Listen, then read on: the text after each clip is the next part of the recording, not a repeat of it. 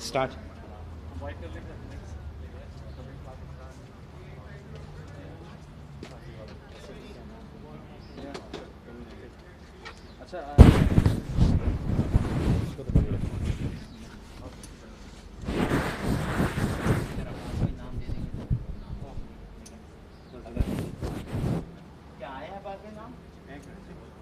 چلو جب تک تم قرآن پڑھا رہے تو پڑھو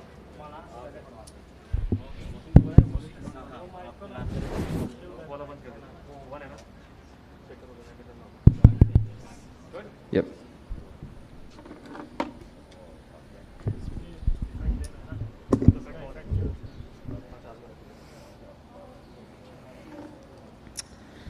أعوذ بالله من الشيطان الرجيم. بسم الله الرحمن الرحيم. I begin in the name of the Almighty God, the Beneficent and the Merciful. Assalamu alaikum wa rahmatullahi wa barakatuh. On behalf of the Islamic Center of MOMIN and the EC, I would like to thank everyone here who is attending in the Azadari of Imam Zain al-Abidin alayhi salam during these nights, whether that be here physically sitting down in the parking lot or from the comfort of your home via the live stream. May Allah subhanahu wa ta'ala reward you for your efforts, and may Bibi Fatima alayhi salam accept your reports. Please be aware and conscious of the guidelines that we have sent out. That way everyone stays safe and this azah continues, inshallah. And before we begin tonight's program, a Surah Fatiha is requested for all the marhumin and marhumat, and especially the marhumin and marhumat of tonight's sponsors. Bismillah ar-Rahman ar-Rahim.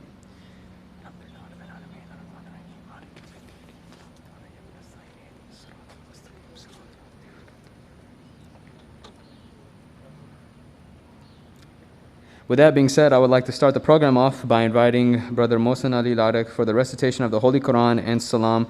Please welcome him with a loud salawat. Allahumma salli ala Muhammad wa ali Muhammad.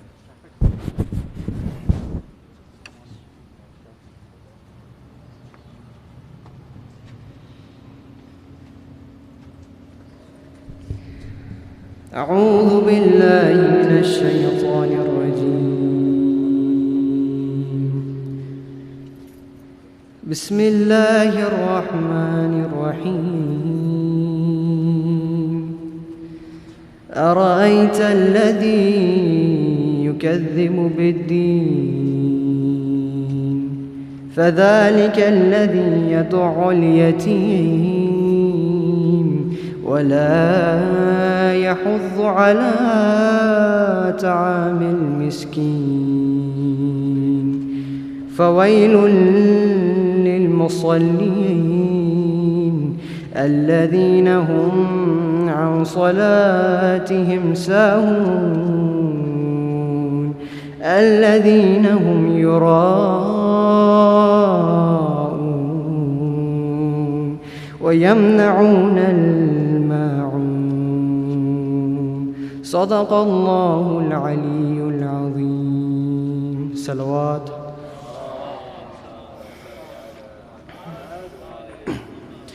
بر محمد وآل محمد صلوات. اللهم صل محمد. سامنے دربار کے غیرت سجاد کا ہے یہ کیسا امتحان. 3 دن گزرے کھڑی ہے فاطمہ کی بیٹیاں سامنے دربار کے غیرت سجاد کا ہے یہ کیسا امتحان.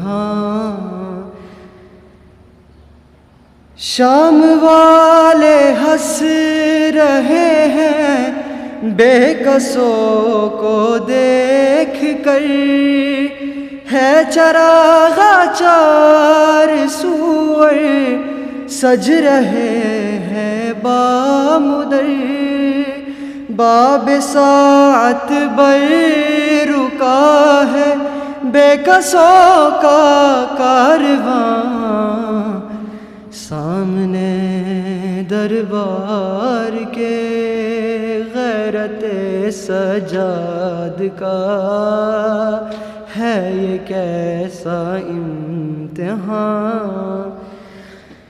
سر علی اکبر کا نیزے پر اٹھاتے ہیں شکی، سن چکی 17 اذانیں بیردا بنت علی، رو رہی ہے ہر اذان سن کر علی اکبر کی ماں. سامنے دربار کے غیرت سجاد کا ہے یہ کیسا امتحان. مثل زہرا سر جھکائے شامیوں میں آ گئی، 4 برسوں میں سکینہ پر ضعیفی چھا گئی. کان بھی زخمی ہے، گالوں پر تماچوں کے نشان. سامنے دربار کے غیرت سجاد کا ہے یہ کیسا امتحان. سر علی اکبر کا نیزے پر اٹھاتے ہیں شکی، سن چکی 17 اذانیں بیردا بنت علی، رو رہی ہے ہر اذان سن کر علی اکبر کی ماں. سامنے دربار کے غیرت سجاد کا ہے یہ کیسا امتحان. شام والے ہنس رہے ہیں بے کسوں کو دیکھ کر، ہے چراغ 4 سور سج رہے ہیں بامدر. باب سات پر رکا ہے بے کسوں کا کارواں. سامنے دربار کے غیرت سجاد کا ہے یہ کیسا امتحان. 3 دن گزرے کھڑی ہے فاطمہ کی بیٹیاں، سامنے دربار کے غیرت سجاد کا ہے یہ کیسا امتحان. بر محمد و آل محمد صلوات.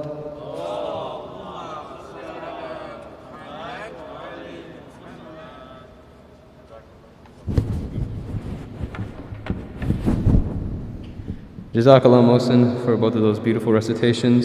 May Allah subhanahu wa ta'ala reward you for your efforts. Now I'd like to invite Brother Wasim Rizvi for the Marsiya recitation. Please welcome him with a loud salawat. Allahumma salli ala Muhammad wa ali Muhammad.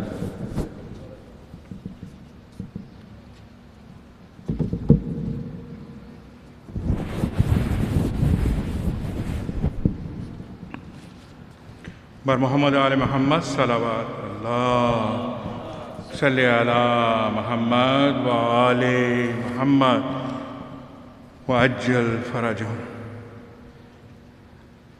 اور کوئی مظہر داور نظر آتا نہیں، اور کوئی مظہر داور نظر آتا نہیں، بزم کل میں دوسرا حیدر نظر آتا نہیں، اور کوئی مظہر جس کو دل تسلیم کر لے ہم سرے بیت خدا، جس کو دل تسلیم کر لے ہم سرے بیت خدا، بیت عطرت کے سوا وہ گھر نظر آتا نہیں، اور کوئی ہے ابو طالب علی عباس ایسے بے مثال، ہیں ابو طالب علی عباس ایسے بے مثال، کوئی ان جیسا وفا پہ کر نظر آتا نہیں، اور کوئی مظہر یوں تو پنجوں پر کھڑے ہیں کتنے مردان جری، یوں تو پنجوں پر کھڑے ہیں کتنے مردان جری، کوئی ان میں فاتح خیبر نظر آتا نہیں، اور کوئی مظہر نعرہ حیدری بر محمد و آل محمد صلی اللہ علیہ وسلم۔ اور جو محمد نے سجایا ہے بعنوان غدیر، جو محمد نے سجایا ہے بعنوان غدیر، دل کے اندھوں کو وہی منبر نظر آتا نہیں، اور کوئی آج کل بغض حیدر، بغض امام اہل بیت پاکستان میں اور ہر جگہ بہت زیادہ پڑ گئے ہے، جن کے دل پر بغض حیدر کی نقاب پڑ گئے ہے، جن کے دل پر بغض حیدر کی نقاب، ان کو احمد کا کبھی بستر نظر آتا نہیں، اور کوئی مظہر داور نظر آتا نہیں، اور سجدہ رب سے نہ جو خود اپنی مرضی سے اٹھا، سجدہ رب سے نہ جو خود اپنی مرضی سے اٹھا، دوسرے شبیر ایسا سر نظر آتا نہیں، اور کوئی مر نہ جائے ماں کہیں مالک یہ منظر دیکھ کر، مر نہ جائے ماں کہیں مالک یہ منظر دیکھ کر، سامنے جھولا ہے اور اصغر نظر آتا نہیں، اور کوئی اور کس طرح سوئے سکینہ سینہ سرور کے بعد، کس طرح سوئے سکینہ سینہ بستر کے بعد، جس پہ نیند آتی تھی وہ بستر نظر آتا نہیں،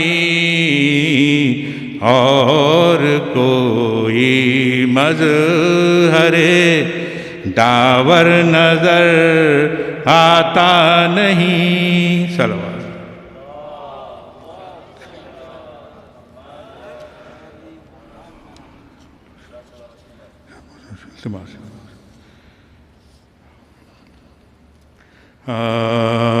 چار مصر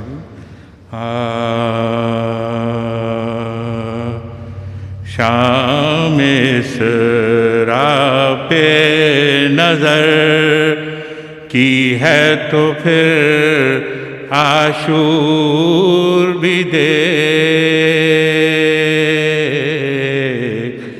شام اسرا پہ نظر کی ہے تو پھر عاشور بھی دیکھ صرف راتیں ہی نہیں دن بھی بڑے ہوتے ہیں صرف راتیں ہی نہیں دن بھی بڑے ہوتے ہیں اس طرح زینب دلگیر ہے سجاد کے ساتھ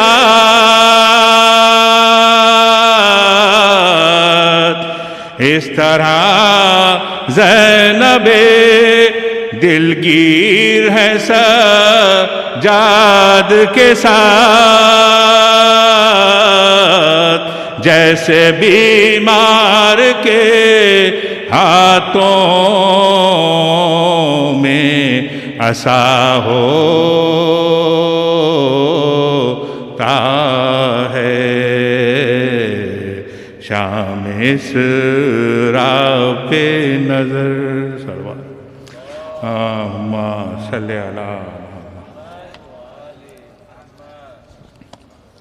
فاتحہ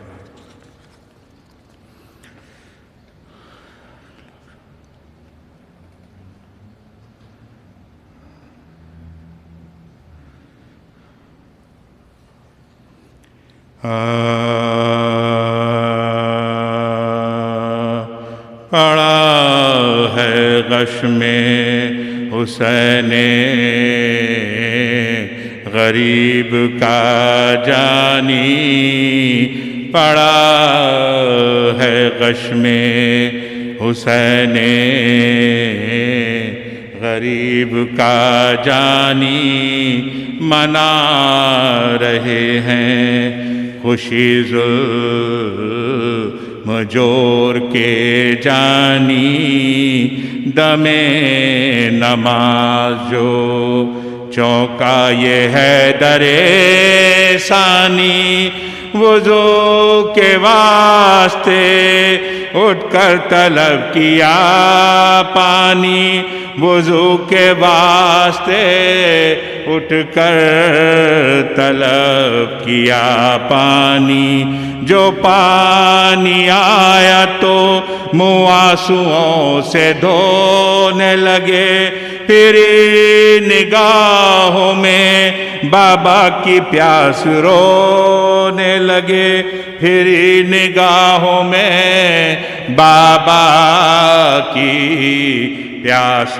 رونے لگے تڑپ کے دل نے کہا ہائے سید شیخو یہی تو ہے نا ملا 3 دن جو بیر وضو اسی کی چاہ میں کوثر کو چل گئے سے محرو اسی کے واسطے اموں کے کٹ گئے بازو اسی کے واسطے اموں کو کٹ گئے بازو یہی تو وہ ہے جو بے شیر نے نہ پایا تھا اسی کو مانگ کے گردن پہ تیر کھایا تھا اسی کو مانگ کے گردن پہ تیر دکھایا تھا غرض کے آئے مصلی پہ اور پڑھی وہ نماز کہ جس کے بعد تھی حد وصال ناز و نیاز ہر ایک ذکر طویل اور ایک سجود درا پکارتی تھی یہ روح حسین سجدہ نواز پکارتی تھی یہ روح حسین سجدہ نواز مجھے بھی ناز ہے جس پر یہی وہ طاعت ہے یہ آخری میرے سجاد کی عبادت ہے یہ آخری میرے سجاد کی عبادت ہے ہوئی تمام جو آخر نماز جان رسول دعا و حمد کے لب چومتا تھا حسن قبول دیا جو شکر کے سجدے کو حق کی یاد میں تو ایک عصر کا یاد آیا سجدہ مقبول تو ایک عصر کا یاد آیا سجدہ مقبول اٹھے جو روتے ہوئے کچھ کر گئے سجاد کہا حسین حسین اور مر گئے سجاد کہا حسین حسین اور مر گئے سجاد پڑا ہے غش میں حسین غریب کا جانی اللهم صل على محمد وآل محمد. Jazakallah Wasim uncle. Beautiful recitation. May Allah subhanahu wa ta'ala reward you for your efforts. Before I invite Shaykh up to the minbar, a Surah Fatiha is requested for all the marhumin and marhumat, and especially the marhumin and marhumat of tonight's sponsors. Bismillah ar-Rahman ar-Rahim.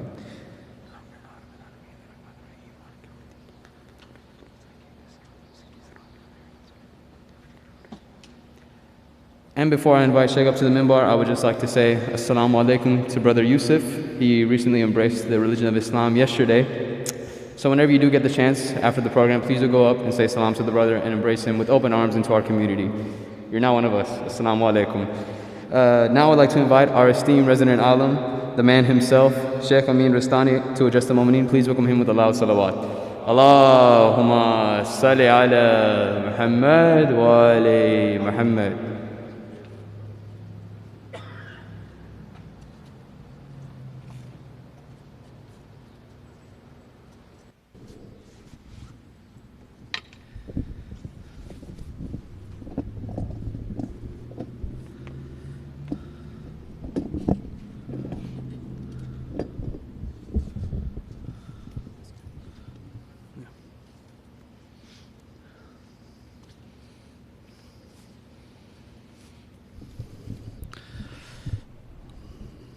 أعوذ بالله السميع العليم من الشيطان الرجيم بسم الله الرحمن الرحيم الحمد لله رب العالمين والصلاة والسلام على سيدنا ونبينا أبي القاسم المصطفى محمد وآله الطاهرين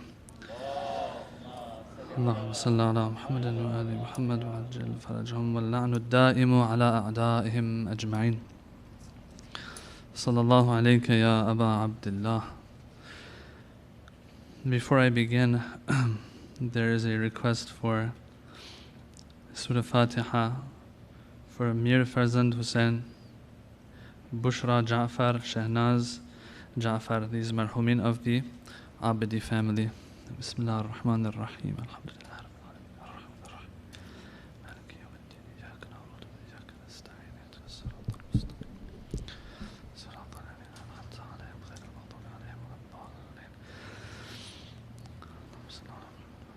There's also a request for Dua Sihat for Muhammad Ismail, Mulana Ali Reza Rizvi, and Dr. Rehan Mustafa, inshallah. So Dua Sihat for them. Bismillah ar-Rahman ar-Rahim. أما يجيب المضطر إذا دعاه ويكشف السوء أما يجيب المضطر إذا دعاه ويكشف السوء أما يجيب المضطر إذا دعاه ويكشف السوء أما يجيب المضطر إذا دعاه ويكشف السوء أما يجيب المضطر إذا دعاه ويكشف السوء. Recite the salawat, please.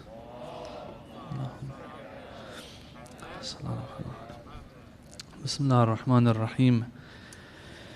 Continuing our discussion last night on these nights and days of Al-Sajjadiyah, the Shahada and martyrdom of Imam Sayyid al-Sajidin alayhi salam. Yesterday talked about how the Imam had this duty and mission to keep certain elements of the deen, of the religion alive, because if he wasn't going to do it, there weren't too many people who would.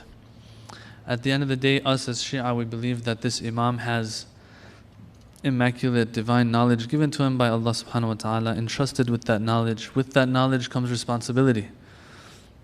A normal person won't have the responsibilities that Imam al-Sajjad will have. And when? After Ashura. And as I mentioned last night, it's not like Imam Hussein did what he did, and after he did what he did, everything's perfect now. Everything went back to normal. Islam was saved. It took time.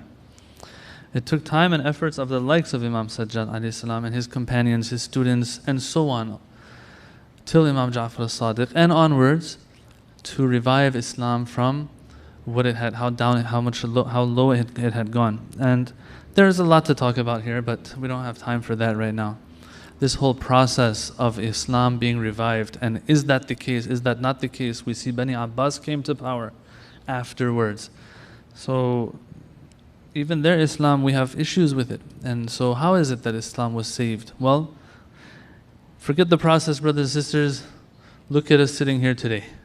This is a sign that yes, it had the effect that it was supposed to have. Imam Sajjad and the rest did what they needed to do. So last night we talked about how Imam Sajjad alayhi salam, he revived and kept alive the sunnah of the Holy Prophet through hadith transmission.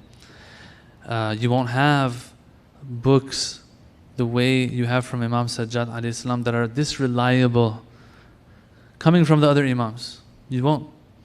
You'll have books like Misbah al-Sharia that they say is from Imam Ja'far al-Sadiq, although it is very highly contended that it actually belongs to Imam Sadiq. You'll have tafsir of Imam al-Askari. There's a lot of talk there too.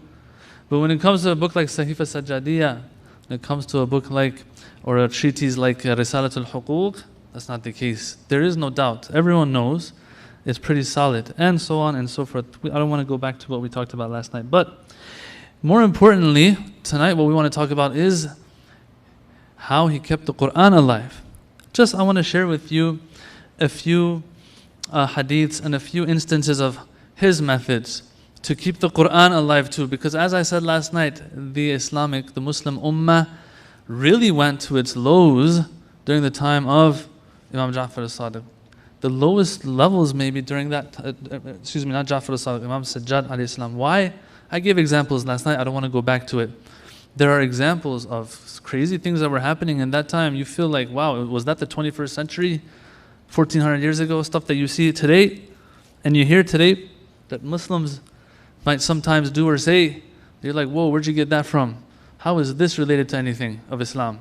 Yet they'll say it, they'll tweet about it, it'll be all over the place. You have similar things like this back then, 1400 years ago. All right. So if this is how low the Muslim Ummah has sunk, what's for sure is that the Quran also has to be revived, and the teachings of the Quran have to be revived by this Imam. Anyone who lives by the Quran, yes, you can either live by the Quran or be on the other side. Those people had sunk that low because of course they've distanced themselves from the Quran. For them maybe the Quran was a book that they kept on their shelf and they brought out when it's time to do a nikah or something. Can we relate to that, by the way? I don't know, can we? Sometimes there are some places where you will find that the Quran is up there until it's nikah time. I don't know about the Desi culture, but in Iranian culture, we'll bring a white Quran and we'll put it on the dastakhan, right? And we have like other things on there too, yeah? Anyway, what happens is Sayyid Muhammad Rida Jalali, the same one I spoke about last night, that we're using his work, his books tonight as well. He says that they were trying to wipe out the Quran by getting rid of the people who were hamilul Quran, the carriers of the message of the Quran. They were individuals like he mentions Sa'id bin Jubayr, for example. These people were killed later. A person like Ibn Tawil, for example. He says, for example, Maytham al-Tammar, even he mentions his name. He says these people one after another were being killed. These are the carriers of the message, the carriers of the book, the carriers of the Quran. If you want to get rid of the Quran in that time, you get rid of the ones who act upon it and are preservers of it and teachers of it. We have the same thing happening during the first Khalifa's time. During Abu Bakr's time, you all probably have heard, right after the Holy Prophet ﷺ passed away, and this is important for us as Shia to know, by the way, because it helps us understand why Amir al-Mu'mineen didn't attack after they took his Khilafah from him. He says, I looked around and I noticed that there are enemies who are waiting.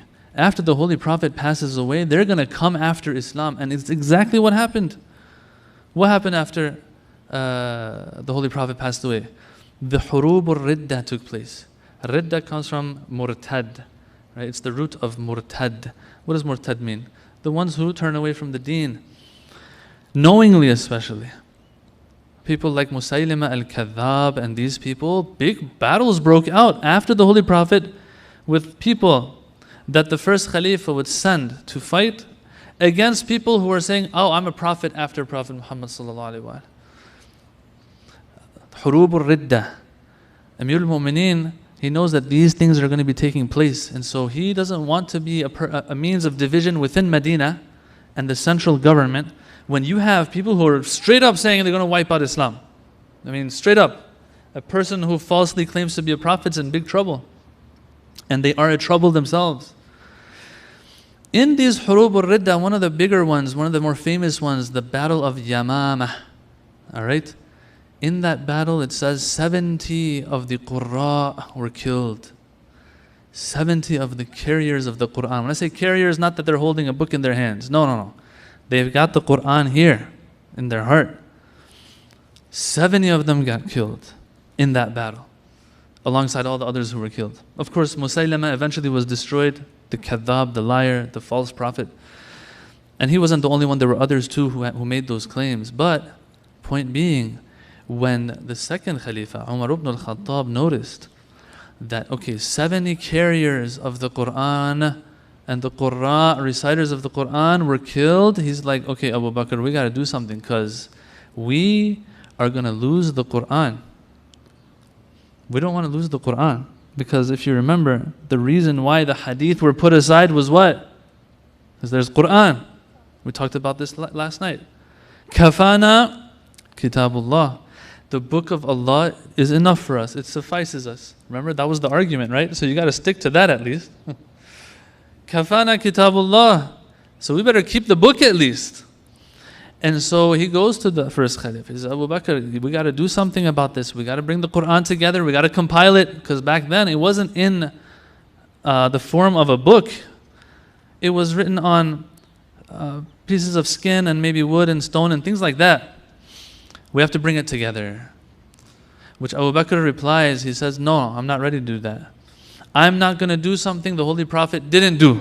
Now, of course, meanwhile, what's happening is, Amir al-Mu'mineen is there and he is compiling the Quran. This is also interesting. He doesn't wait for Hurub al-Ridda to take place, for the Qurra to die and get killed, and then we say, okay, there's a need to compile the Quran. Right after they took the Khilafah from him and things happened, he went into his home and he started compiling the Quran. Now, the history of compilation of the Quran is an interesting one.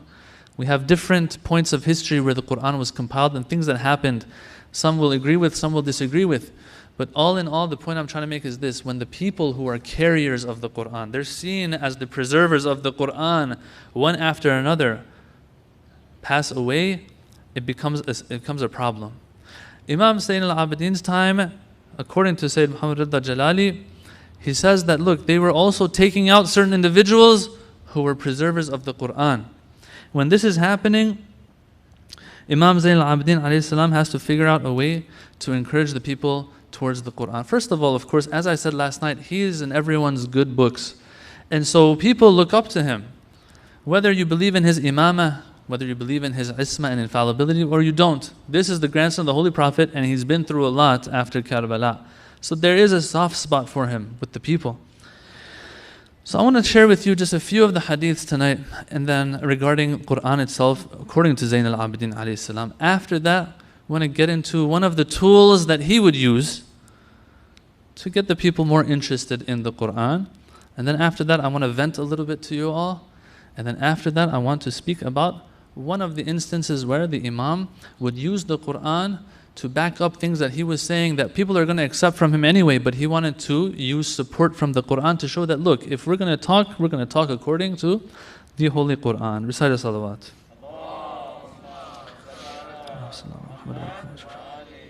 I have 3 hadiths here that I want to share with you in which the Imam highlights the importance of the Quran, highlights its importance. Sometimes it's to our own benefit because we're after our own comfort in the hereafter. We want a good, nice place in the hereafter. We ain't living very good here, right?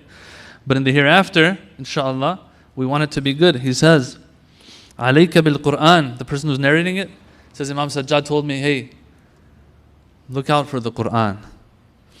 Don't let it go. Stick to it. Why? فَإِنَّ اللَّهَ خَلَقَ الْجَنَّةَ بِيَدِهِ. First of all, Allah created Jannah with His own hands. This is of course metaphorical. That means He's the one who directly created it. لَبِنَةً مِّن ذَهَبْ وَلَبِنَةً مِّن فِضَّةٍ. Some of the bricks are made out of gold. Some of the bricks of Jannah are made out of silver. وَجَعَلَ مَلَاطَهَا الْمُسْكِ or al-misk. And He made the mortar, that paste that they used to stick bricks together. Where my construction work is. He made that as musk. Alright, so you got the bricks, you got the mortar. وَتُرَابُهَا الزَّعْفَرَانِ. Any Mashhadis here? Za'faran, most of it comes from Mashhad, right? It says the dirt of, and the land and the sand of Jannah is Za'faran. They call Za'faran red gold, right? Every little bit of it, how much it costs, God knows. Go look it up tonight. How much does saffron cost? It's very, very expensive. Hasaha al-lu'lu'. The pebbles there are marble, are pearls. And this is the part that's important. وَجَعَلَ دَرَجَاتِهَا عَلَى قَدْرِ آيَاتِ الْقُرْآنِ. The different levels in this Jannah, whose bricks are made out of gold and silver, the different levels of this Jannah and degrees of this Jannah, how are they determined? عَلَى قَدْرِ آيَاتِ الْقُرْآنِ. The number of verses of Qur'an that a person has. Now here, some people have discussed, what does this mean? How many verses a person has? What I've found some say, and kind of makes sense too, at least for me, or to me, is that the amount of verses of Qur'an that they made part of their lives. This is important too. Not that I just recite, and you've heard this before, it's turning actually cliche. Oh, don't just recite it, understand what you're reciting. I want to add to that make it part of your life as well. When a person looks at this individual, they see a walking Qur'an, so to speak. This person manifests Qur'an. فَمَنْ قَرَأَ الْقُرْآنَ قَالَ لَهُ اقْرَأْ وَرْقَ. This is cool. The wording is cool in Arabic. اقْرَأْ وَرْقَ. It says whoever's reciting Qur'an, they will tell him in Jannah, you got Qur'an on you? Dang. That is the proper currency. That is the currency that we use here. Recite and elevate. So this person is like, oh really? So they recite verses of the Quran. As they recite, they're elevating. You don't need no elevator here. You elevate with the Quran. The manifestation of the Quran we were doing here, over there is elevation. وَمَنْ دَخَلَ مِنْهُمُ الْجَنَّةَ لَمْ يَكُنْ أَحَدٌ فِي الْجَنَّةِ أَعْلَى دَرَجَةً مِنْهُ. And when this person enters Jannah, there's no one else higher than them in Jannah. The people who lived the Qur'an, made the Qur'an part of their lives. مَا خَلَا النَّبِيِّينَ وَالصِّدِّيقِينَ. Except for, of course, the prophets and the awliya and the chosen ones.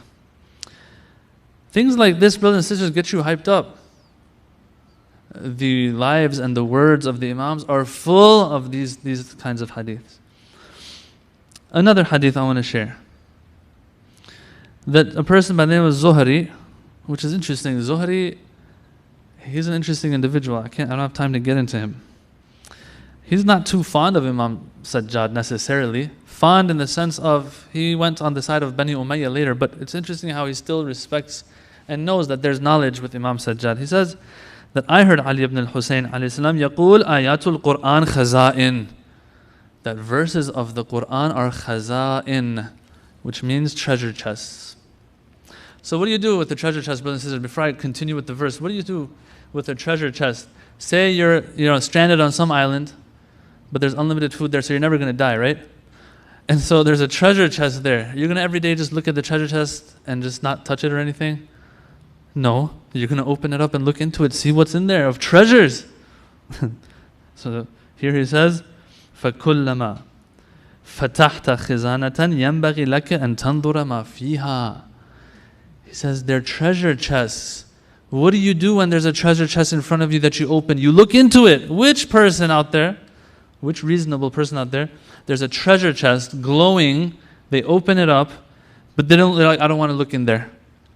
When it's halal, when it's free, for the taking, you look into it, right?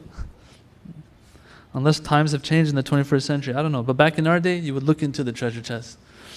All right. Once again, look into it. What does that mean? I think we can guess what that means based on the previous hadith, right? And just the explanations that were given. Looks into it means tries to see what's going on, gets whatever they can out of it. Not just like takes a look, that's it. If you take a look into a treasure chest, what are you going to get out of that? Nothing. You got to put your hand in there, take stuff out for yourself. Right? If it's a treasure chest, you benefit from the treasure. This next hadith is also from Zuhri. He says that Ali ibn al-Husayn said, and this one's interesting actually, لو مات من بين المشرق والمغرب, if everyone between the east and the west dies, doesn't exist anymore, لما استوحشت, I won't be frightened. Why? He says there's a condition. بعد أن يكون القرآن معي, if the Quran is with me. Now, this is figurative, of course. This is figurative.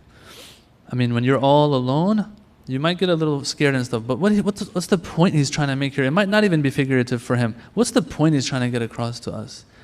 That look, this life will end eventually, and if there's going to be any fear, it's for the hereafter.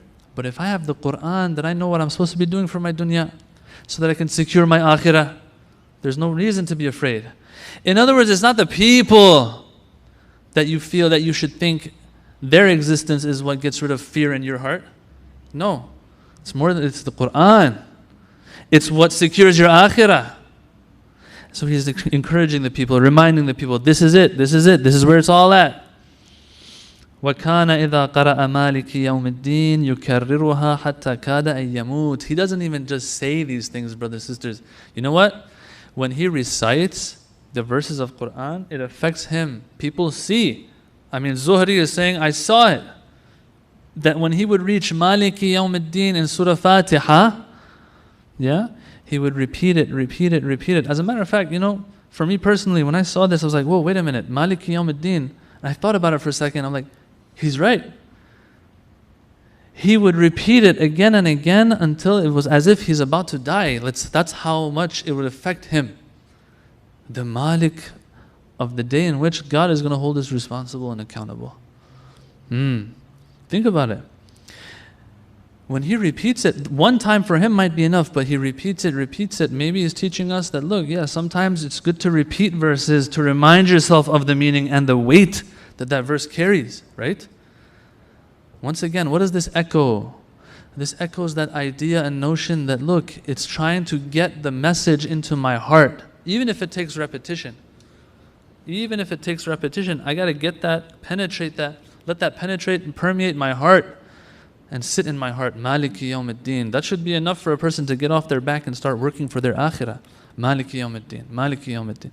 So he is using words using expressions, making comparisons, yeah, for the people to be encouraged, and then through example also, he's reminding the people that the Quran can have such effects.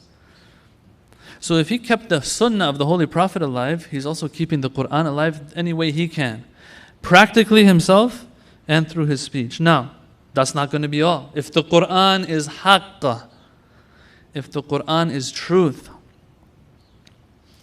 then you have to try to keep it alive. Not only keep it alive, but you have to get it across to the people as much as you can, as easy as it can be. Make it easier for people to accept it. I want to share a hadith by the Holy Prophet ﷺ with you that shows that, look, the means and the medium that you use plays a role in things sometimes. Right? Right now when we look around us, look behind me actually, we see these banners here, right? Well, there's nice calligraphy, all the coloring, the pattern, all that kind of stuff, the symmetry and whatnot. Couldn't they just have written the message just, all over the place? The message is still there. But Rasulullah sallallahu alaihi wasallam, he says that innal khatt al-hasan yazidu al-haqqa wuduhan. In this hadith, the Prophet sallallahu alaihi wasallam, he's been narrated to say that, look, good handwriting, bear with me, you'll see what I'm trying to say here. Good handwriting, khat means drawing, handwriting, lines. Al-hasan, beautiful, nice. It adds to the truth, but doesn't add truth to the truth. The truth is truth. Truth is black and white, right? Truth is truth, and anything other than truth is falsehood. You can't add more truth to truth, but you can add something to truth. And that is wuduhan. You can add clarity to it. Wuduh means clarity. When something is nice, people come towards it. When something ugly, they go away from it. It's just how we have been created. This is common sense. This is a common sense hadith. That if you have a proper message, you want to get it across to people, it's easier to get it across if you use the right means, the right medium. Make it look nicer. Having said this is a little intro. Imam Sajjad alayhi salam, 1, he gives hadiths about the importance of Quran. 2, he practically shows how the Quran is to affect a person. And 3, he uses beauty and beautiful means to encourage people, attract people to the Quran. What do I mean? Let me share a couple, 3 or 4 stories with you. Number 1, it says, ذَكَرْتُ الصَّوْتِ عِنْدَهُ. I was, the narrator of the hadith saying, I was with Imam al-Hadi alayhi salam, and we were talking about nice voices, good voices. Yeah? And so he says, the Imam replies, he says, Inna Ali ibn al-Husayn alayhi salam, he talks about his forefather, his grandfather, Imam Sajjad. He says, كان يقرأ فربما مر به المار فصعق من حسن صوته. That Imam Sajjad would sometimes recite in his home, and people, passers-by, they would hear it, they would kind of like lose their conscience, they would kind of pass out at the beauty of his voice. وَإِنَّ الْإِمَامِ لَوْ أَظْهَرَ مِنْ ذَلِكَ شَيْئًا لَمَا احْتَمَلَهُ النَّاسِ. If the Imam was to show the beauty of his voice to the extent that it was, the people wouldn't be able to bear it. Whoa! How many of us have heard that?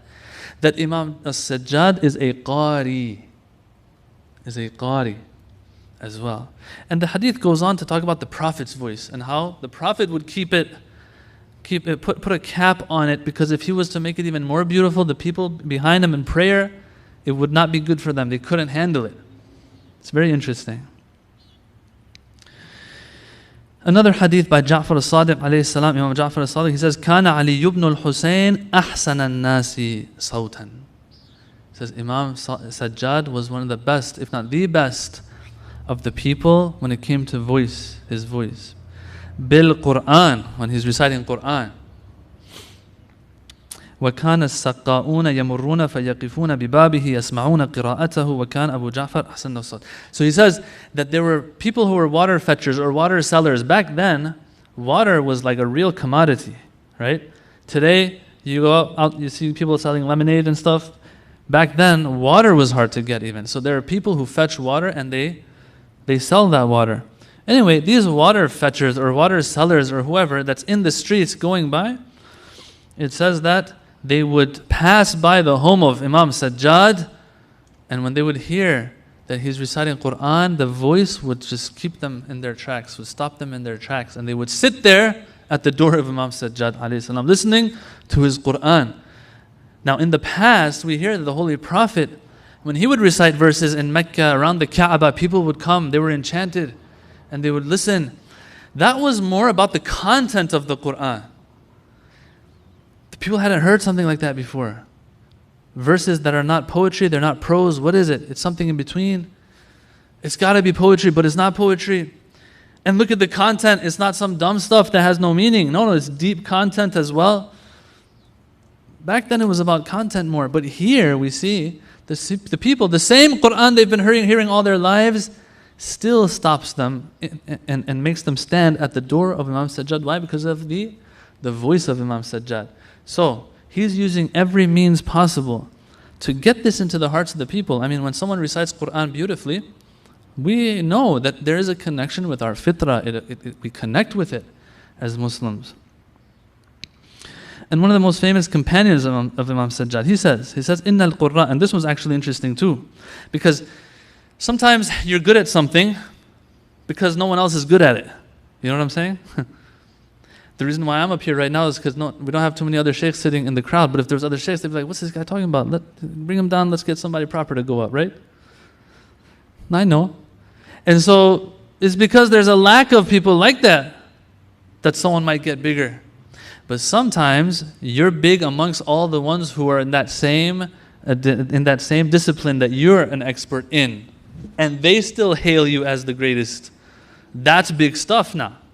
So here it says, Sa'id bin Musayyib, one of the companions of Imam Sajjad alayhi salam, he says, Inna al-Qurra kanu la yakhrujuna ila Makkata hatta yakhruja Ali ibn al-Husayn.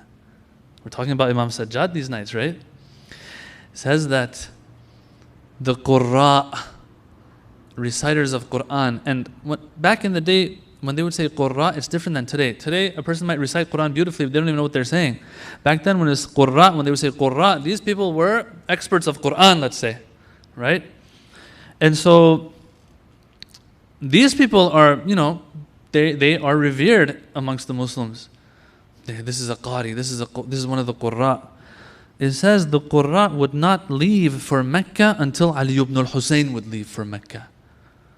So he is revered by his, I hate to use the word, his colleagues, so to speak. Yeah, the ones who are experts in the same thing that he's an expert in, so to speak again. I'm speaking on, with the language of those who don't believe he's an imam. They wouldn't leave for Mecca until he would leave. فَخَرَجَ وَخَرَجْنَا مَعَهُ. Then when Ali ibn al-Husayn would leave, probably from Medina, of course, then we would leave with him. And then this is the cool part. مَعَهُ أَلْفَ in the number of 1,000 riders. Wow. Qurra amongst them. A whole big group of people. Why? Because this is Ali ibn al-Husayn. Qurra, they will respect Imam Sajjad if he's one of the greatest Qurra. As I've said before, he's not seen as a ma'soom. We have to understand that. He is a person like everybody else. Yes, his lineage is a pure one. Yes, he's a man of knowledge, he's a man of merits, of akhlaq and all of that, and so they will respect him and revere him. But not the way we do. Yet they still all come out, and trust me, these 1,000 were not his Shia. I'll tell you that, okay? I will tell you that. Do you know why? Because the same Imam Sajjad says after Imam Hussein, there was 3, 4, 5, 6 maybe true Shia, true in that sense of, believing in everything they're supposed to believe. Or maybe even other words that have been used in that hadith, I don't want to mention right now, about it not even being about being Shia, being a Muslim even. Yes, a few. Some of the ones that I mentioned last night, like Abu Khalid al-Kabuli and the likes of them. Like the one who said Sa'id bin Jubair, that I said in the beginning, he became shaheed, and so on. So trust me, these 1,000 are not going to be his proper Shia, that we're going to go because he's going, this is our Imam and things like that. No. But they understand, as Qurra, there's something this person has that they don't have as Qurra. And then it's interesting how he says, كان القوم لا يخرجون من مكة حتى يخرج علي بن الحسين Syed ul Abidin. And they wouldn't leave Mecca, probably after Hajj, until Sayyid al-Sajidin would leave. That's when they would leave. That's how much respect they have for him. When there's someone super awesome, right, who comes to, I don't know, let's say center, and we're all around them, we're not going to leave until they leave. Once they're gone, all right, there's no reason to stay anymore, right? But as long as they're here, you see there's still a lot of people in center, right? And the reason for all of this, brothers and sisters, as I said again, is the fact that if you're going to use mediums, of course the plural of medium is not mediums. What is it? It's media. But anyway, if you're going to use media for a message, you have to use the best you can get your hands on, especially in this day and age. Now, I want to say something here. Remember I said I want to vent a little bit. I usually vent about this whenever I get to this topic. So now I'm going to vent again a little bit. Brothers and sisters, I've said this before. Muslim bin Awsaja, how did they identify that he is one of the proper Shi'as of Imam Hussein in Kufa before Imam Hussein reached Kufa? That person who came as a spy to find Muslim bin Aqil, because Muslim bin Aqil is in hiding now. He's in hiding because Ibn Ziyad is in town. And so they want to find Muslim bin Aqil. How do we find him? Find the close companions of Muslim. If you find his companions, the ones who really believe in Imam Hussein through Muslim bin Aqil, they've given their bay'ah and all of that, then you'll find where Muslim is. How did they identify Muslim bin Awsaja as one of them? The report says that they noticed that he's the one who's doing the most ibadah in the masjid. This is a wake-up call for me. Oh, Imam Hussein, I love you so much. Yes, how are people going to identify that I'm a lover of Imam Hussein? This is how they identified them in the past. Which one of them recites Quran the best? Which one of them does Salat the best? That's how they identify the Shia of Hussein alayhi salam. And of course the story goes on that they finally, through Muslim bin Awsaja, unfortunately, they're able to gain his trust and eventually find Muslim through him. Yes. But this, why am I saying this? This is just an introductory point to my little insignificant vent here, and that is that it's become an identity thing, brothers and sisters, yeah? What am I talking about? I think personally it's become a matter of identity, which is fine. But it seems that to be a Shia, or let's say it like this, to be a Sunni, you recite Quran very nicely, but you don't know anything about Nohas. And to be a Shia, you don't know how to do Quran properly maybe, or in a very nice way, but you can do Nohas very nicely. No. Personally, based on what we've been talking about, I believe a Shia recites Quran nicely and recites Nohas nicely. Both. Now, someone might say, but we can't, our voice isn't good for Quran. No. If you have a good voice for the Noha, you have a good voice Allah has given you for the Quran as well. Do you agree with me? Or can we just say, no, your voice is only good for a certain thing and not for everything? It's not possible? No, I think they're very, in some cases, it's not like a totally different language. We have overlap. The words are very similar sometimes. It's not English versus Urdu, it's Arabic versus Urdu. Just got to learn some of those letters, their pronunciation properly. There's a bunch of classes we can go learn as well how to recite. It seems that it's become an identity issue. Now, some people have told me that it gets a little scarier too. Why?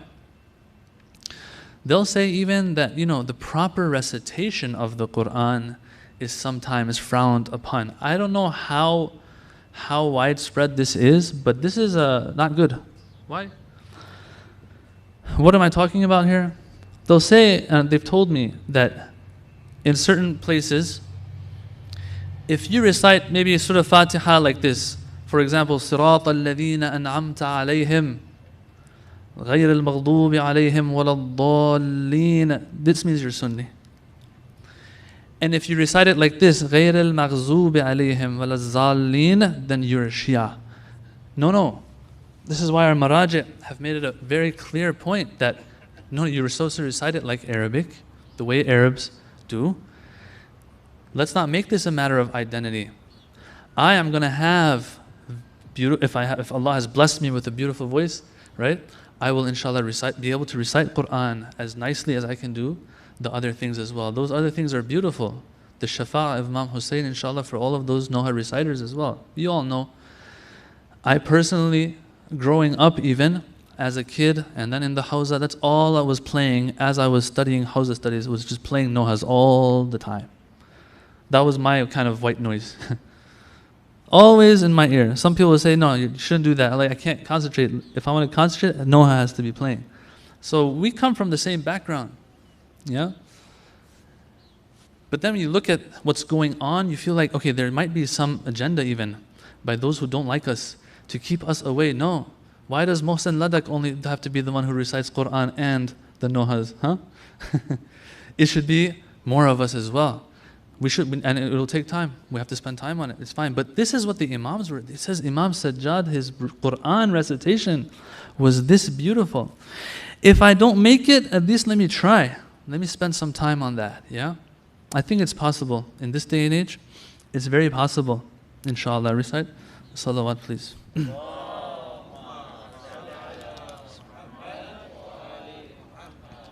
We don't want it to become such that what some scholars say, they say, some of our scholars, they say, look, if we're upset that they told the Prophet that kafana kitabullah, that the book of God is enough for us, yeah? They say, our scholars will say that's wrong. Then they'll say, be careful that you're not in practice saying kafana ahlul bayt, that Ahlul Bayt will suffice us. Ahlul Bayt say no, it's both. The Holy Prophet said, Inni tarikun fikum, 2 things. I'm leaving behind 2 weighty things. Take them both. Ma in tamassaktum bihima lan tadillu abada. When you take both, that's when you won't be misguided. Yeah? So some of our scholars, this is how far they might go. They'll say, look, be careful. The same slogan they had that they verbalized, in practice, be careful that you're giving this as much attention as that as well, because this is what the Ahlul Bayt, we have tons and tons of hadiths for. We can't neglect it. We're going to be missing out on a lot of thawabs in regards to the Quran. Okay. One more way that the Imam, in addition to the hadiths that he would mention about encouraging Quran and Quranic recitation, how he would in practice show us how the Quran is to affect a mu'min, how he would himself recite it beautifully to the point that people would stop to listen. In addition to that, there's a 4th also method that not just is peculiar to him, but our other Imams also, they would use this method as well. And that is, when they would mention hadiths, when they would mention things to the people, they would also back what they're saying with the Quran, although the ones who are listening to their hadiths probably believe in what they're going to say anyway. Right? For us as Shia, it's pretty clear. For us as Shia, you're an Imam, Imam Sajjad. You don't need to back what you're saying with Quran. Yet he would still do it. This revives the Quran, keeps it alive. Yeah, keeps it fresh for the people. Those who don't believe in him being an Imam, they say, look, we'll take what you're saying anyway because you're not our Imam. But for us, you're not a astaghfirullah, like a person who doesn't tell the truth either. If you say you heard your father say, who heard his father say, who heard the Holy Prophet sallallahu alaihi wasallam say, we'll take it from you. So you don't need to back it with Quran. Yet he still backs everything he's saying sometimes with Quran. Why? What message is he giving across to the people? That look, we are an extension of the Quran. When Hadith al-Thaqalain puts us next to the Quran, it's because of this. So I just want to share one hadith with you, which we can relate to today and is relevant to the past and today. That the Imam says, 3 things he says in this hadith. And each of those he backs with Quran. He says, لَيْسَ لَكَ أَن تَقْعُدَ مَعَ مَنْ شِئْتَ. Look, you don't, لَيْسَ لَكَ means, look, it's not, you don't have the right to. This is not something that that belongs to you of a right. لَيْسَ لَكَ. No, it's not for you. This is not for you. You can't. What? أَن تَقْعُدَ مَعَ مَنْ شِئْتَ. To sit with whoever you want. It's not a right that you have. Now, I mean, of course, today, like the rhetoric that you hear today, be yourself, be whatever you feel, do whatever, be you, you be you, you do you, all that kind of stuff. This goes against that. The Imam is telling us you can't even sit with anyone you want to sit. Really? And brothers and sisters, when you think about it, if akhirah is everything for us, then yeah, I'm not going to hang out with people that are going to ruin my afterlife. I'm sorry. But then he backs it with a verse of the Quran. It makes me happy, guys. It makes me happy when I see on social media, I see our younger guys. They're getting together on these nights and they're doing their matam, for example. MashaAllah. That's a circle you want to be in. And then you'll find other things sometimes, not in Dallas, but other places. People are doing other stuff. Oh, dude. Who are you hanging out with? Yeah? The Imam here is saying, who are you hanging out with? You can't hang out with anybody you like. Why? It might hurt your akhirah. That's what all of this is about. Karbala, everything, the Holy Prophet, everything, Imam Ali, everything that everyone's doing is to fix our akhirah, and then you want to sit with whoever you want. No matter how much it's going to rub off on you, no matter how much it's going to affect you negatively, their presence. But then he backs it with a verse of the Quran. He says, لأن الله تبارك وتعالى يقول, because Allah says in the Quran, إذا رأيت الذين يخوضون في آياتنا فأعرض عنهم حتى يخوضوا في حديث غيره وإما ينسينك الشيطان فلا تقعد بعد الذكرى مع القوم الظالمين. It says, because the Quran says that when you see those who sit down and make fun of, the signs of God, the verses of God, the verses of His book, turn away from them. Don't sit with them. Because when you sit with them, they know that you care about these things. And that's when they start talking smack. Yeah? No. If you don't sit with them, they won't speak about these things either. حَتَّى يَخُوضُوا فِي حَدِيثٍ غَيْرِهِ. Leave them so they talk about something else. Which also shows that, look, when we can prevent certain things, we prevent them, not provoke. Gosh, how many times do we have to talk about this? Social media is a bad thing, man. For some, it's just all about provoking. No. Prevention. Walking on eggshells, yeah. And if you forget, and shaitan makes you forget, and it turns out that you do sit with them, the moment you remember, get up and leave. Don't be like, oh man, I sat with them for 10 minutes, let me just do the rest of the 2.5 hours, No, get up and leave then. Pick your circles and be selective about the circles you're part of. Number one. Number two, he says, by the way, he didn't even have to mention the verse. One, because he's an imam, but two, it's common sense. You don't hang out with anybody, just anybody. Yet he still brings a verse to show that, look, did you know that verses of Quran apply to your everyday life? Let's look into this book. Number two, لَيْسَ لَكَ أَن تَتَكَلَّمَ بِمَا شِئْتَ. You don't have the right to say whatever you like. That so goes against today and what people are being taught today. No. You don't have that right to say anything you want to say. Or tweet, let me see here. Or tweet anything you want to tweet. Or post anything you want to post. Why? What do you mean, Imam Sajjad? He says, because the Quran says, Allah says, لا تقف ما ليس لك به علم. That you can't say that which you don't have 100% conviction and yaqeen in. How many of the things that we say to each other, that we post about, are we 100% sure about? How much of it have we read from proper sources? How much of it has been discussed? I don't have time to get into this, but yeah, it's becoming a problem. It's plaguing us. He also adds to this. He says, and because the Prophet said. So he's also keeping the hadith of the Prophet alive, right? He says, because the Holy Prophet ﷺ said, رَحِمَ اللَّهُ عَبْدًا قَالَ خَيْرًا فَغَنِمْ أَوْ صَمَتَ فَسَلِمْ. Beautiful. That the Prophet said, may Allah have mercy and send His blessings upon the one who says something good, and so he takes rewards from it. Or keeps quiet, zips it, فَسَلِمْ, and makes it out sound and healthy.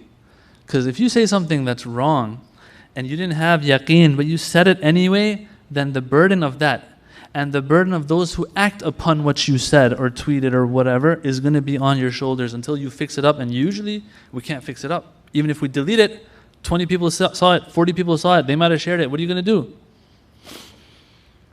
So he's reviving the hadith of the Prophet here as well. And finally he says, لَيْسَ لَكَ أَن تَسْمَعَ مَا شِئْتَ. And you can't just listen to anything that you want. Why? إِنَّ اللَّهَ تَعَالَى يَقُولُ إِنَّ السَّمْعَ وَالْبَصَرَ وَالْفُؤَادَ كُلُّ أُولَٰئِكَ كَانَ عَنْهُ مَسْئُولًا. Because Allah says in the Quran that the ears, the eyes, the hearts, all of this you are going to be held responsible for. You will be asked of on the day of resurrection, on the day of judgment. So as you see, brothers and sisters, the Imam, and not just him of course, all the Imams really, their job was to keep the Quran alive. But we have to understand that after Ashura, it was very, very hard. Because they said, okay, we got rid of the banner of Islam. From here on, it's smooth sailing. Imam Sajjad has to strategically keep things alive. The Quran, the Hadith of the Prophet. And so after that, as I said last night as well, the school of Imam Baqir, the school of Imam Ja'far as-Sadiq, these slowly, they gain that steam. And they pick up that speed that they have, and it reaches a point where we are here today as the Shia Ja'faris. Yes? Alhamdulillah. It's because of that link between Al-Baqirain, Imam Baqir, Imam Sadiq, and the ones who were before Imam Sajjad. Imam Sajjad alayhi salam is that link, and Allah gave him a long life. Allah gave him a long life so that seamlessly he was able to figure out each of these things that needed to be taken care of. And that takes us to Karbala. It says that when he was explaining these verses of Quran that talk about Bani Israel and how they compromised the sanctity of the Sabbath. And they went fishing and they caught those fish they were not supposed to. This is in the Quran, that Allah did maskh to them. They weren't allowed to do that. They were not allowed to catch anything on that day, but they went and they figured out a way to do it. And so it was a loophole, but it was not a sanctioned loophole. It wasn't something that they were allowed to do, yet they did it. And Allah punished them in the most severest way, turned them into al-khanazir and qirada and those animals, and they eventually died after that. This is called maskh in the Quran. Allah did maskh to them. The Imam, in one of these occasions when he is speaking about the Quran and Bani Israel, then he says, after this story, he says that Allah punished these people for catching the fish they weren't supposed to. So what do you think He will do to those who slaughtered the children of the Prophet of God and broke the sanctity of His haram? Allah didn't punish them in this world the way He punished the Bani Israel with maskh, but the punishment of the akhirah that awaits them shall be many times more severe. So in addition to Quran, in addition to Hadith, the Imam, every time he would get a chance, he would bring up the matter of Karbala. Sallallahu alayka ya Zayn al-Abidin, ya Sayyid al-Sajidin.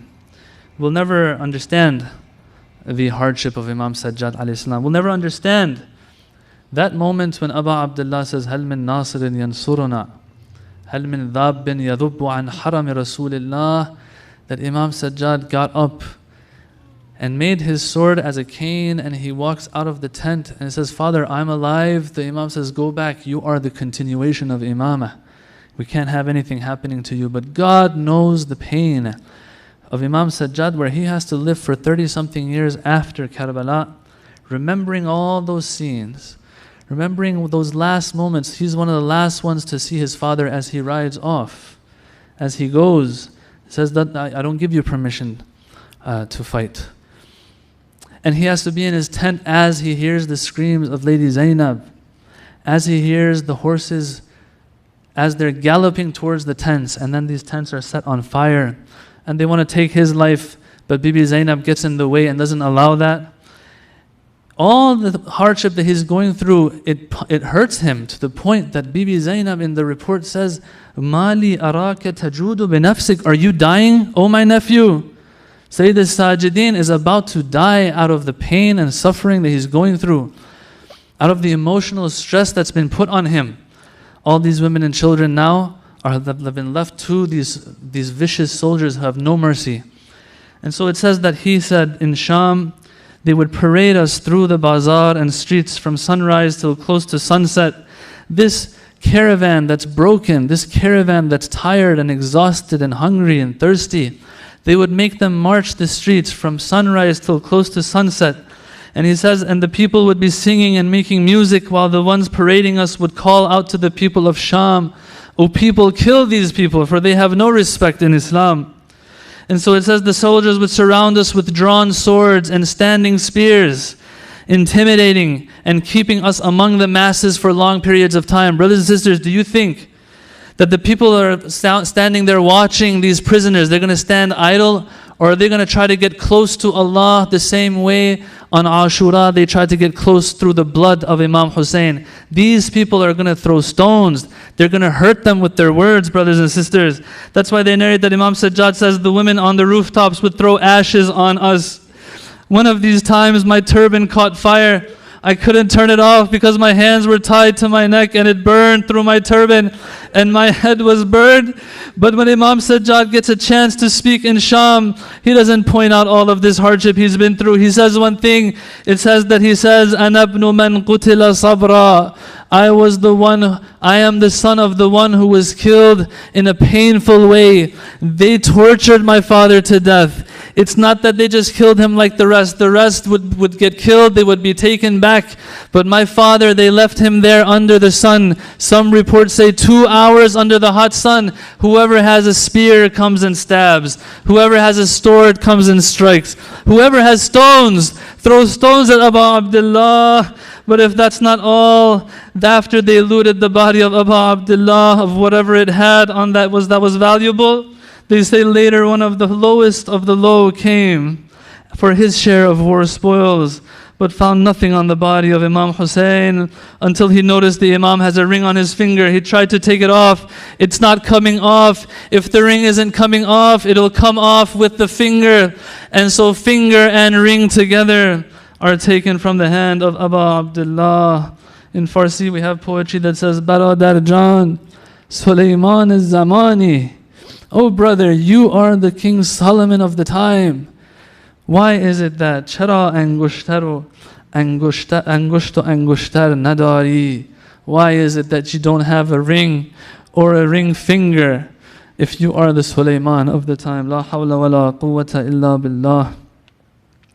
العلي العظيم وسيعلم الذين ظلموا أي منقلب ينقلبون والعاقبة للمتقين. ماتم الحسين يا حسين يا حسين يا حسين يا حسين.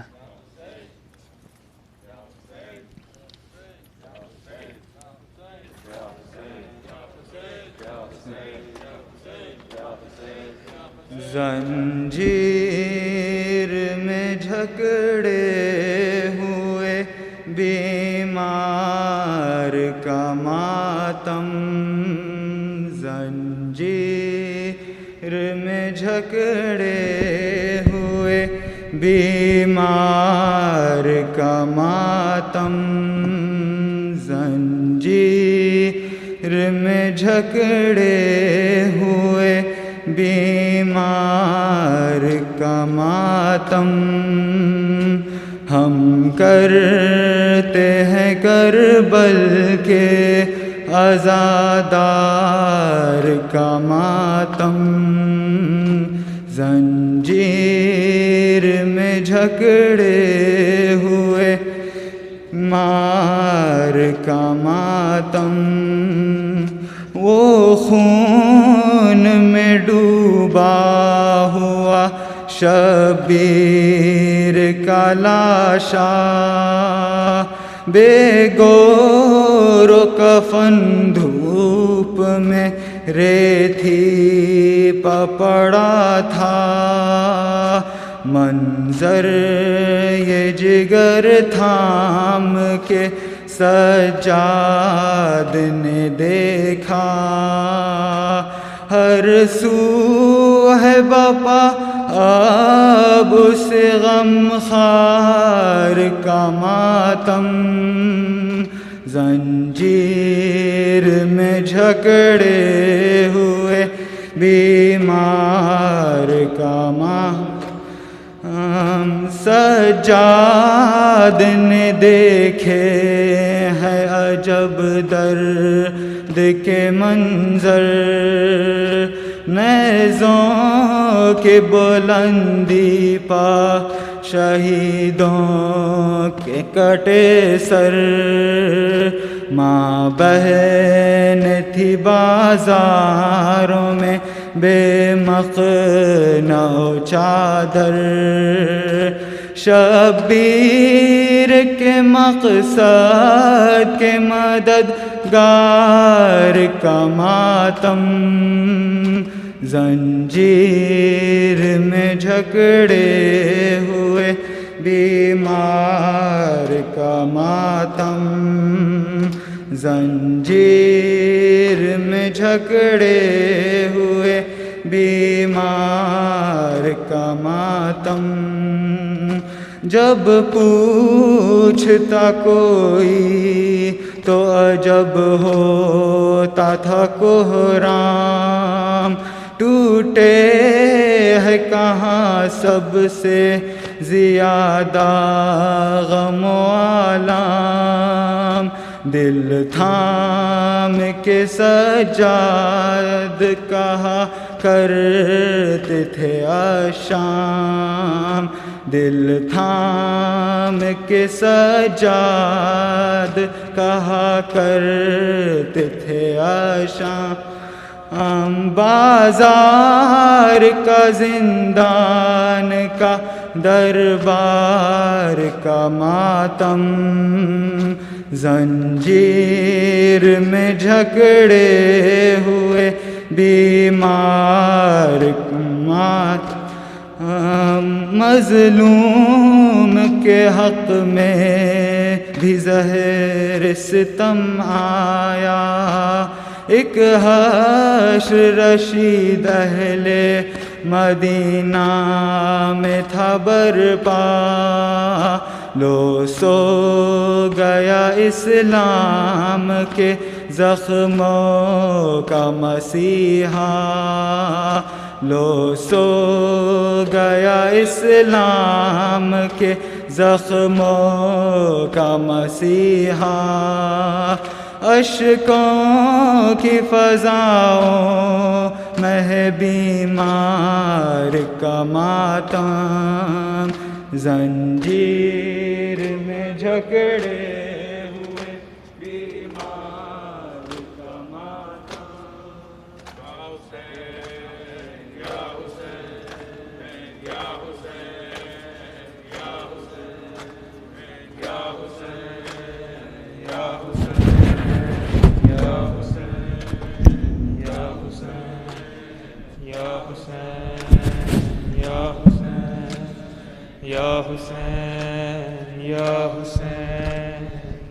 سجاد رہائی پا کر بھی پردیس سے گھر کو آ کر بھی جب اشک بہاتے رہتے تھے زینب سے دکھ دیکھے نہ گئے ایک روز تو رب یہ پوچھا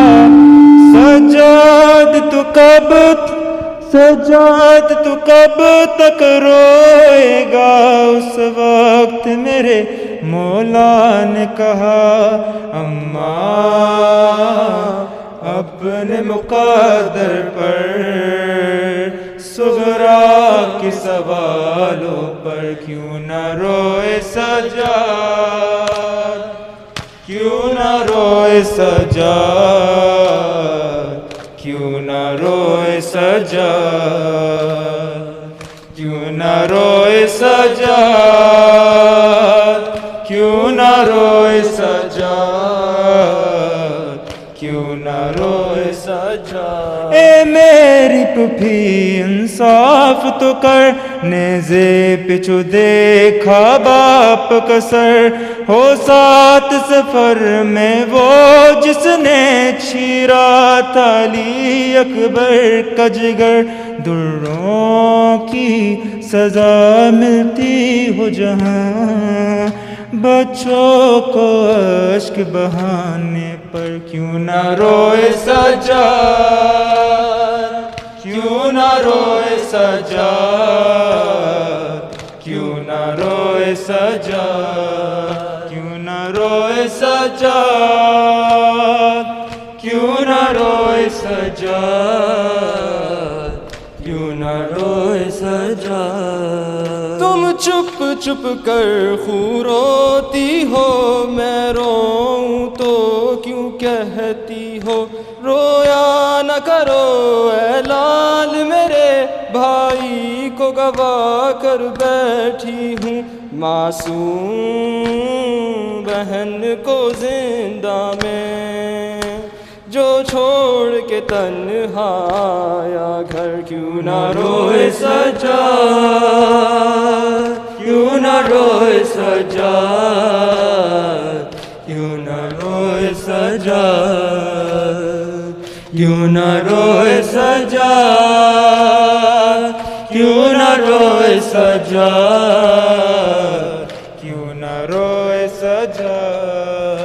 نیزے سے گرا عباس کا سر، میں دیکھ چکا ہوں وہ منظر، دربار میں کیوں مر نہ گیا جب نام تمہارا لے لے کر کہتا تھا نہیں زینب ہے کہاں، لے آؤ یہاں پر بے چادر، کیوں نہ روئے سجاد، کیوں نہ روئے سجاد، کیوں نہ روئے سجاد، کیوں نہ روئے سجاد، کیوں نہ روئے سجاد، کیوں نہ روئے سجاد۔ سب قتل ہوئے میں زندہ تھا، بیمار سہی لڑ سکتا تھا، شرمندہ ہوں میں اصغر سے، وہ تیر ستم سے لڑ تو گیا، وہ تیر میرے کیوں پر نہ لگا، جس تیر سے غائل تھا اصغر، کیوں نہ روئے سجاد، کیوں نہ روئے سجاد، کیوں نہ روئے سجاد۔ یا حسین یا حسین یا حسین یا حسین یا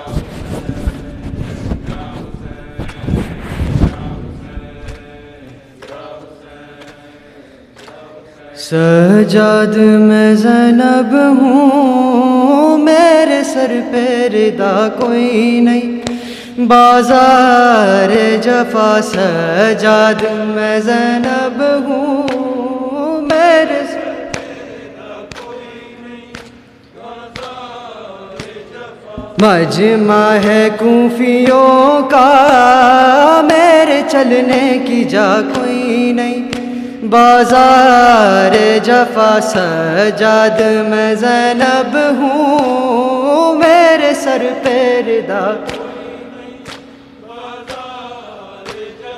سجاد میں زینب ہوں، میرے سر پہ ردا سجاد میرے سر سے آدھا نے چھینی چادر، بلوے میں نبی زادی پھر وائی گئی در در، مل جائے ردا مجھ کو اور میری دعا کوئی نہیں، بازار جفا سجاد میں زینب ہوں، بازار جفا سجاد میں زینب ہوں،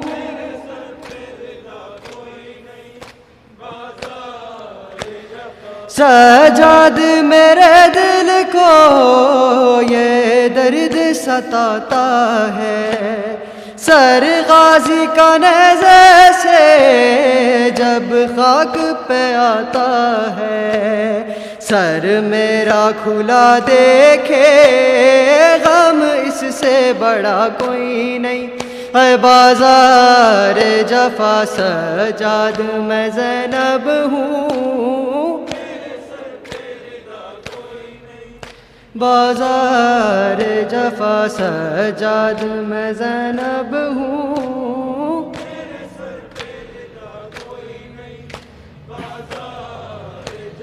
معلوم ہے آدا کو غازی کی بہن ہوں میں، بے دست ہے وہ غازی پابند رسن ہوں میں، یاد آئی وفا اس کی جب پاس رہا کوئی نہیں، اے بازار جفا سجاد میں زینب ہوں،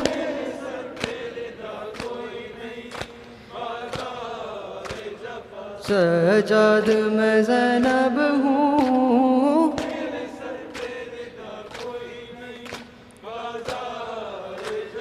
مجبور ہوں بے بس ہوں میں رو بھی نہیں سکتی، دلوں کی اذیت سے میں سو بھی نہیں سکتی، اس درجہ مصیبت میں ہم درد میرا کوئی نہیں، ہاں بازار جفا سجاد میں زینب ہوں،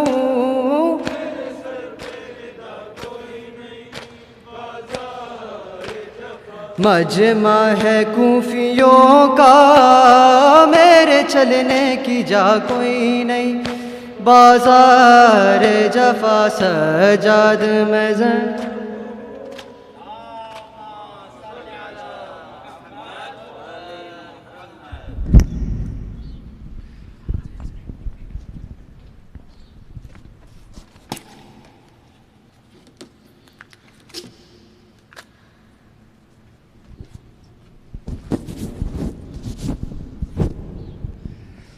السلام عليك يا رسول الله، السلام عليك يا أمير المؤمنين، السلام عليك يا فاطمة الزهراء سيدة نساء العالمين، السلام على الحسن والحسين سيدي شباب أهل الجنة، السلام على الحسين وعلى علي بن الحسين وعلى أولاد الحسين وعلى أصحاب الحسين، السلام على أخي الحسين أبي الفضل العباس وأخته الحوراء زينب، السلام على 9 المعصومين من ولد الحسين، السلام عليك يا غريب الغرباء ومعين الضعفاء والفقراء، أيها الرضا ورحمة الله وبركاته، السلام عليك يا مولانا يا صاحب الزمان، عجل الله تعالى فرجك وسهل الله تعالى مخرجك وظهورك، السلام عليكم جميعا ورحمة الله وبركاته.